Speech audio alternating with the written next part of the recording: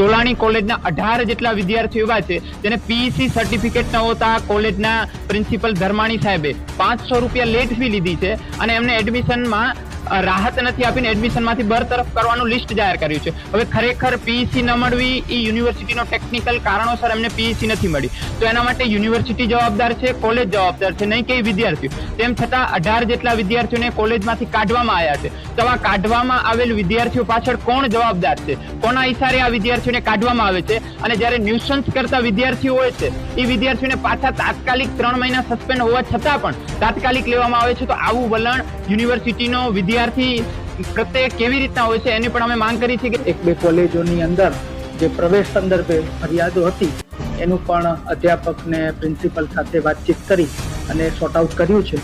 PEC provisional eligibility certificate મુદ્દે પણ એક કોલેજ સાથે વાતચીત થઈ છે અને પીઈસી મોડું જમા કરાવે વિદ્યાર્થી તો દંડની જે કાર્યવાહી કોલેજ દ્વારા કરવામાં આવે એ ન કરવામાં આવે એવી પણ કોલેજના આચાર્યશ્રીને કહેવામાં આવેલું છે. પીએચડી રિલેટેડ જે ફરિયાદ છે એ અમે સાંભળી અને એમને જે વાત કરી છે એમને બોલાવી અને જાણી અને નિર્ણય છે એ વાઇસ ચાન્સેલર સાથે. અમારી તમામ માહિતીથી અપડેટ રહેવા માટે જોડાયેલા રહો S9 ન્યૂઝ સાથે.